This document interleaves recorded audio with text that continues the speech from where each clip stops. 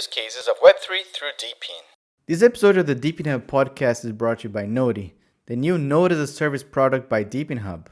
We've seen that 2025 is the opportunities of the node sales. There's a lot of projects with great opportunities, but to run a node is quite complicated. You need to understand Linux, technical terminology, servers, virtual servers, VPNs, VPS, a lot of complexities that you don't want to have to handle. And even if you do, you want to be able to sleep at night knowing that other people are taking care of that for you, right?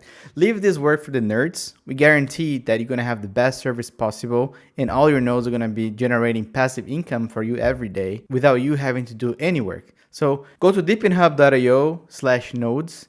And that page, you're going to know everything that's happening in our Node as a Service product. And make sure to subscribe to the newsletter because there you're going to know everything that's happening, all the promotions, all the sales, all the great opportunities to make 2025 a great year for us all.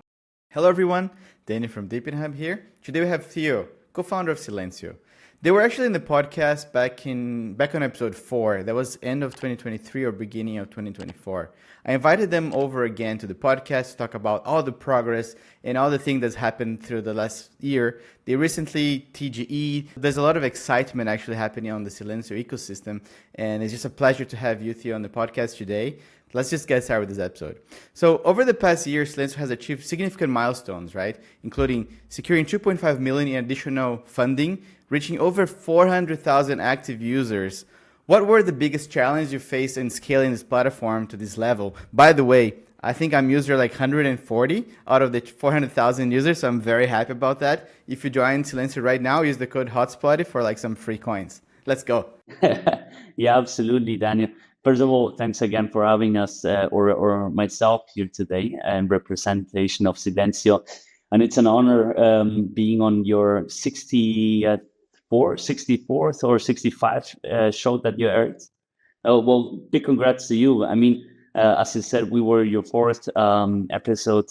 I checked this was end of 2023. So it's awesome catching up again. And it's awesome that you guys are thriving and have developed yourself as this like major knowledge base of DePIN. And I mean, just like you guys, back then we took a long view in the market on, I think, a term that must have just been called back then, which is DePIN. Today seems obvious. Back then, everyone's like, what the hell is that?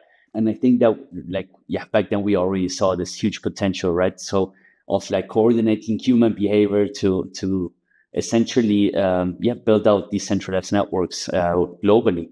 And just like you guys, we had our entry drug into DePIN through Helium. This was, I think, at least for us, it was 2020 or 2019. And since then, a lot has happened in the space, right?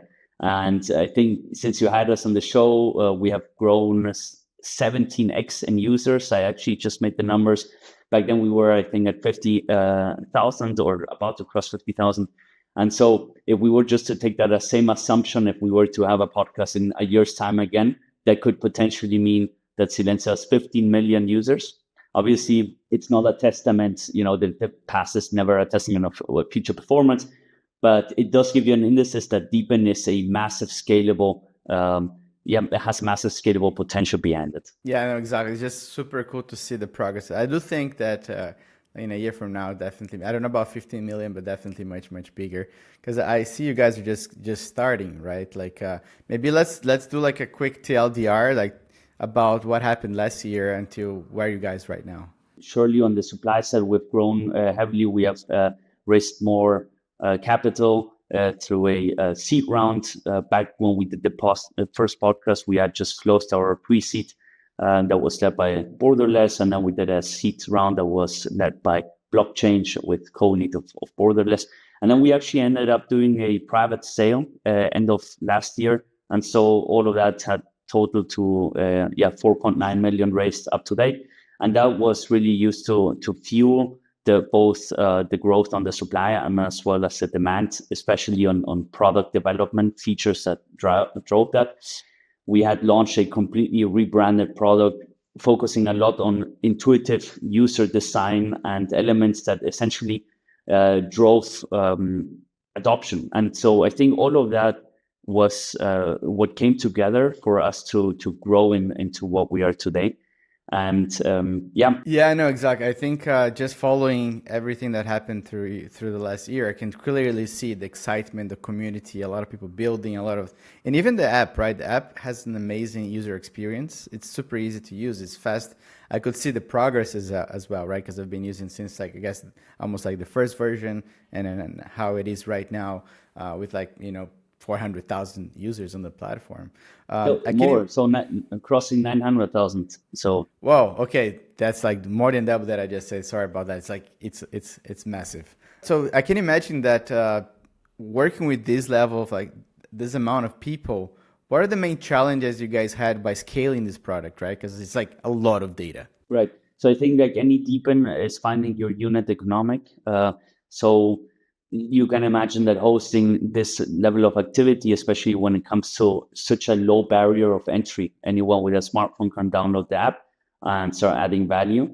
That means, however, that there's a lot on the technology side that we have to look at, and a lot on the scalability elements. So how can you host daily 120,000 users? How can you transact all that data on chain? How can you make it at the end scalable and feasible on an economic level? I think that's one of the hardest challenges. That it's a continuous improvement as always. Yeah, no, this is actually a good topic that I want to discuss with you because I also seen that now you guys are building on Peak, which is like they just released actually a few days ago. The Get Real campaign is a really, really interesting blockchain that's focused on DePIN mainly, right?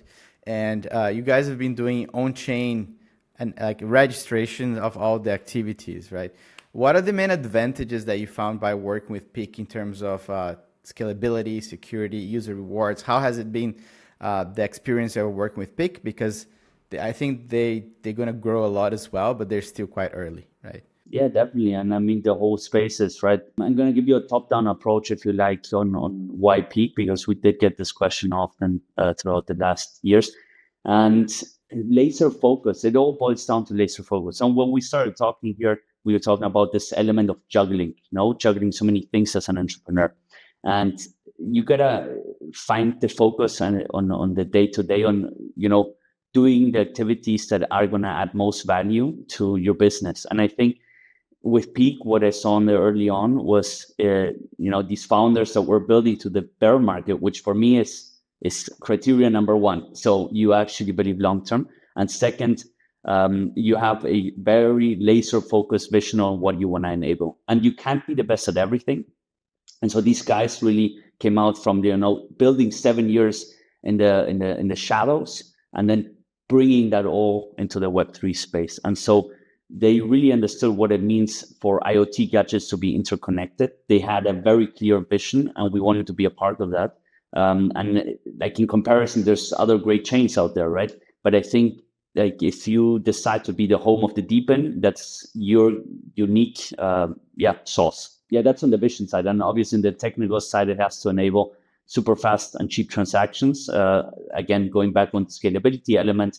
And yes, it's an environment or an ecosystem that is, they launched last November themselves. There's 50 projects in the pipeline. But one thing that I see is the culture between the founders. So there's really a vision of moving this thing forward and bringing, hundreds of millions of devices on chain and having them all interact with one another. And the cross-pollination that can happen between all of these DePINs are just, going to profit the ecosystem, the end users, and at the end, the whole Web3 space. Yeah, exactly. I mean, I spent some time talking to the Peak team as well, and one thing that I really like is how they're actually trying to build something that solves real problems and not just like Solana is like for example, is very popular right now with some DePIN projects, but it's too generic. Like I like how Peak is like focused on actually building like a better world and really focusing on try to improve that with like specific tooling, etc. for DePIN projects like Silencio. And also they focus a lot on machine economy, right? How does that align with Silencio's mission? Yeah, definitely. And I mean, maybe one thing that I would like to add there is this is obviously going to take time to mature. And everyone's working super hard to enable this. That means also that we're the first, also means that we are running into the first challenges as a project. And I think that project number 50 is going to definitely have a lot of learnings and an easier learning curve than the first ones out there. But peak enabling this machine economy, we see Silencio. We always talk about sensors, right? So behind the sensor, there's obviously a user, but tomorrow a user can have multiple sensors in the network. And that's something that Peak brings on it. And you might have heard this in other sessions of other Peak related founders, but Peak has this unique machine ID story, which essentially gives a machine ID to every sensor out there that allows you to collect data in a GDPR, data privacy compliant way. And so we're putting all of that element on chain. So even like the consent of us being able to collect that data and then commercialize it, all of that is stored in chain. And that gives us a uniqueness with data buyers to demonstrate that we have sourced data ethically. And that's especially in a time where this data privacy element is narrowing down in the US. Europe has been in the forefront of this because of more of a cultural element, but even in China, right? Collecting data is harder and harder, and yet we need data at scale, especially field data, to fuel the next generation of AI technology. So those trends come together, and DePIN actually finds a really interesting way to solve it. You guys are like initially doing the noise, like the noise levels around where the phone is, where you're recording.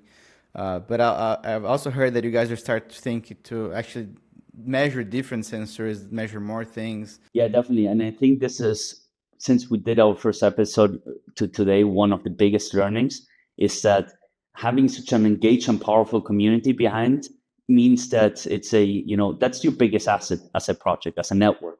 And so if you have individuals out there who are ready to go out there and capture value, that's what you can use that energy to capture many other data sets. And so a smartphone doesn't only have a microphone where you can capture dBA, like our vertical in noise levels, but you can also capture, cell phone coverage, you can capture Wi-Fi coverage, point of interest data, location data, and many things that a smartphone will be able to capture in the future. So think about your smartphone 10 years ago versus 10 years from now, probably. It's going to be a crazy potent machine in your pocket. And if you can use that and have 50 to 100 million users on your network, you become like an information highway between supply and demand.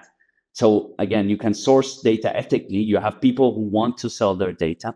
You can expand into fitness data, into financial data, into health data, anything that you can capture anonymously, obviously, and that you can commercialize. And so Silencio has that potential to become a crazy data engine. I like that, especially because now I'm thinking you already built, the infrastructure. You have the app, you have the blockchain that can accept that amount of data with the GDPR compliant and everything. It seems very logical to just keep adding more and more data that you can collect, because that information has value, and especially for the users, right? Because if they're already like tracking noise levels with their phone, might as well track other things as well, increase the level of rewards they can get.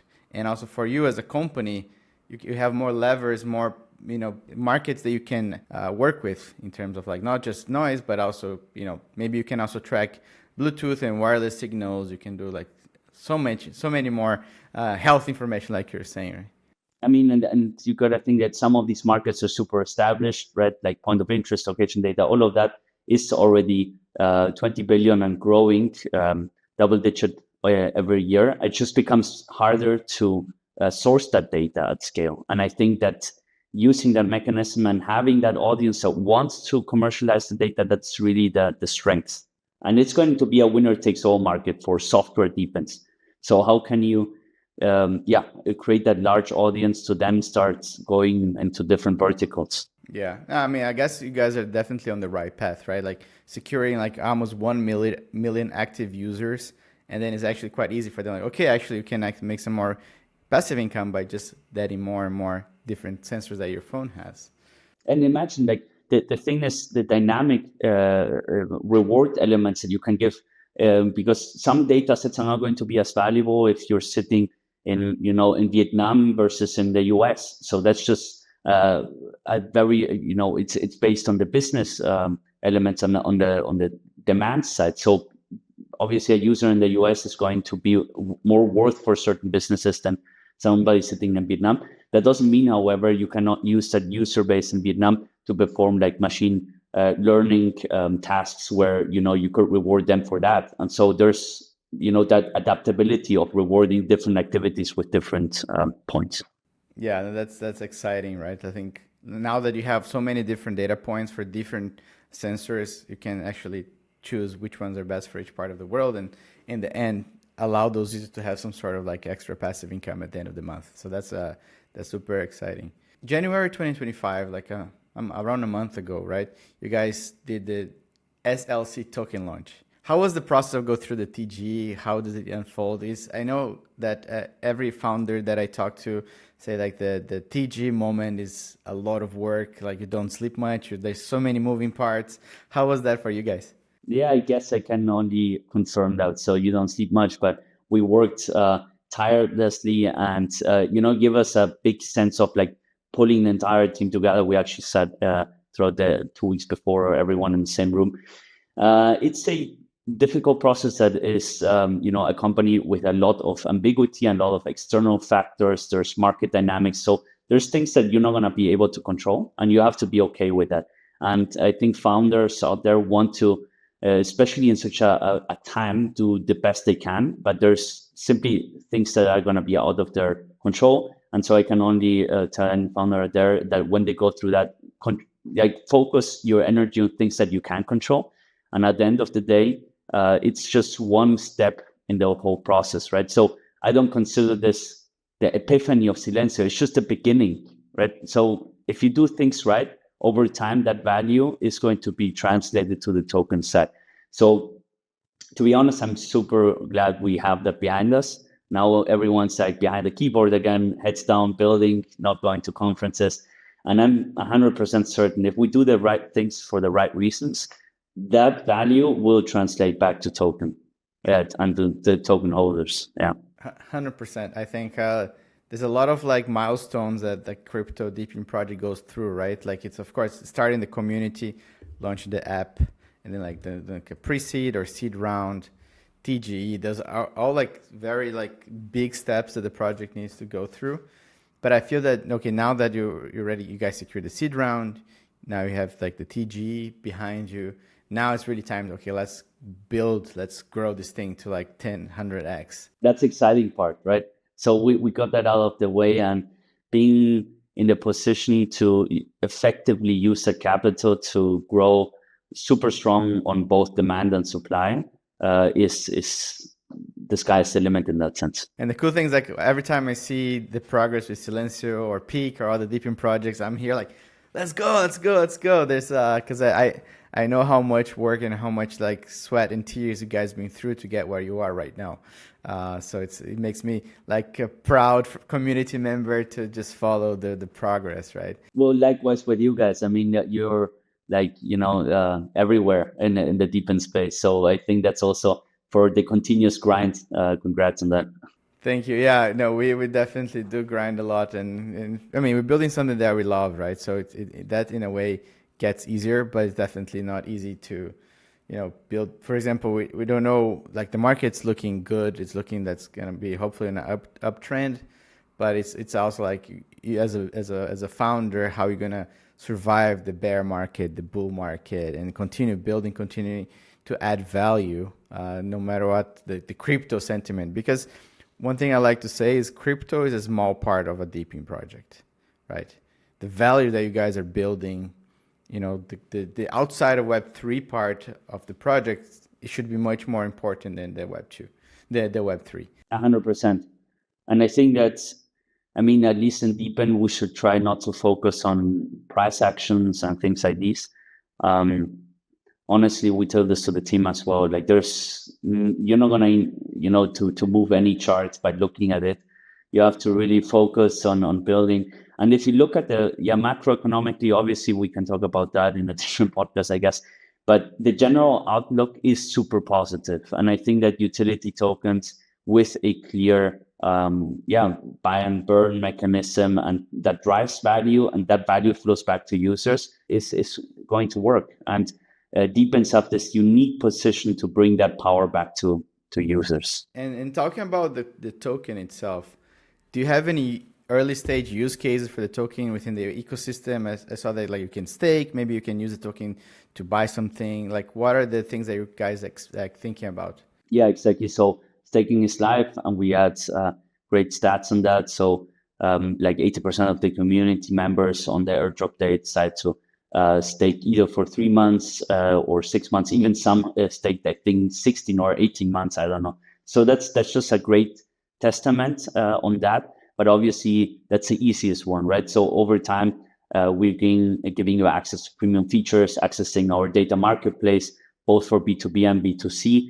The idea here is also that we want to allow token holders to bring us business, and through that, whatever business is brought in proportion to how many tokens you hold, you get a revenue sharing deal on that. And so not only gamify the supply side. I was in a spaces last night where I got invited to talk about gamification with DePINs. And really, we always think about that on the supply side. But imagine if we brought all of that energy into the demand side and how it can gamify it. So you're sitting in Lisbon, so you could own Lisbon, and then whatever value you manage to accrue in Lisbon, that flows back to you, and you have absolutely no expenditure on your end to participate in these networks. And so I think that's something that we want to focus a lot on token rights and token governance and all, what you can do at the end with this token. And yeah, the decentralization over time, getting to vote on things, and also the Get Real campaign is having a lot of these elements. There's going to be the machine DEX economy launched on Peak. They're going to give you more on a feature on that explicitly, but a lot of exciting things. Because once you have the supply side, you have a community, you have the fans, right? And then if you allow, but a lot of times projects just, okay, they use the supply side to, get the data, and then they go in with their own marketing and salespeople to like B2B sales. If you can actually allow this on chain for people to do that, you're like the Airbnb for data, right? I like that a lot. I'm going to steal that from you. The Airbnb for data. Essentially, you are, because, if you only converted 1% of your user base, like that hardcore user base that you have, into a sales army. So that's also an asset that you can utilize. And imagine any Web2 startup that has, that is in a between seed and Series A stage. If you could have, like in our case, 1% would represent 9,000 users at this stage, 9,000 salespeople in the world sending you work and leads on potential, business opportunities. That's so potent. And that's something that we have to utilize more in Web3 and also be very rewarding with those that want to participate. But we got to set up the systems that we're able to initially allow them to serve themselves. So if they have that technology in their hands, then they can engage with local governments, local businesses, and position our data successfully. So basically, you are allowing people to maybe in the future go full-time Silencio, like they can help on the demand side, but then wake up in the morning and go try to sell that data to governments, go around the city. Maybe, just so happens that you're well connected in Lisbon, and you know a business or two that could profit from this. So that's a low hanging fruit, obviously. And then there's going to be people who hopefully can make a living on bringing business to Silencio. Yeah, man, 9,000 salespeople. If you get that 1% right now, it's a massive team for a sales fleet, right? So there's no way you could afford that as a Web2 startup, right? There's no chance on earth. And so if you manage to create the incentives for these people to evangelize your message and bring you business, it's a win-win. No, exactly. If you have to pick, I think one of the main challenges that you have last year, can you think about something that was like pretty tough? I can think of many things. Maybe, yeah, I think it's the continuous grind every day, working forward, knowing why you're doing it. Just perhaps seems easier from outside, but I guess any founder out there knows that going through the ambiguity of fundraising, of wanting, hiring the very best talent. I think that's one thing is very tough, hiring really good people and taking your time to do that. So I think once you hire excellent people. They just solve problems. So we did have the luck to have that on both the technology side. So we hired an extremely a knowledgeable CTO who brought like 15 years of working in gaming companies, data businesses, and whatnot, and he just solves problems. And so that's the type of people that you need to hire in order to position the business successfully. Yeah, that's good. How big is the team right now? I don't know if you can share that. Yeah, absolutely. So we're 16 people full time. Nice, because I saw some. I think it was last year or when they closed the pre-seed or something. That you guys went to Argentina for like some focus time with the team. How was that experience? It's fantastic. Actually, in a week's time, we're flying there again. So, for context, some of the founders are from Argentina, and we have actually our CDO and our CTO both live in Buenos Aires, and we have 6 developers now that we hired in Argentina. You can get tremendous quality for anyone looking for technology. People, Argentina is the place to go. And fun fact, 80% of the workforce, technology workforce in Argentina that works for abroad gets paid in USDT. So they're super versatile in working with Web3 startups to begin with. Yeah, no, I think that's very important, right? Because right now, Argentina, for the past few years, Argentina, I mean, they've been very into crypto because of their currency being so crazy, right? I was there beginning of last year. The currency exchange changed by the day, so it's very a blessing for those developers, I guess, to get paid in dollars, so they can actually keep that and then de-risk a lot of their life. And I also have to say that you said like 80% of the people working in tech get paid in dollars, but I would say that Argentina has like one of the best stakes in the world as well. Maybe like south of Brazil and Argentina, so that's another plus to take the team there for some quality time together, I would say. Looking forward to that, and we try to find 3-4 times a year a moment that will bring at least the majority of the team in one place. It changes morale, it changes everything, and so for us is putting that strategy, especially since now we had the TGE, which was one milestone, but now we want to really recalibrate internally and drive the fundamentals. Yeah, like Alvaro from Borderless like to say, it's like a pedal to the metal, right? Like full steam ahead. Then how do you see like Silencio growing through the next, let's say, 5 years? How do you see that cities can actually change with Silencio's data? Yeah. So this week, I was talking to a smart city enabler in Canada, and they really love the idea of citizen science, right? And so I think that this is going to be super powerful to go to cities and say, hey, look, we can mobilize people, you can engage with them, you can give them tasks, you can involve them in the process of making a quieter, but also healthier city, and help us collect data at scale, because doing that from a decentralized perspective is going to be so much cheaper.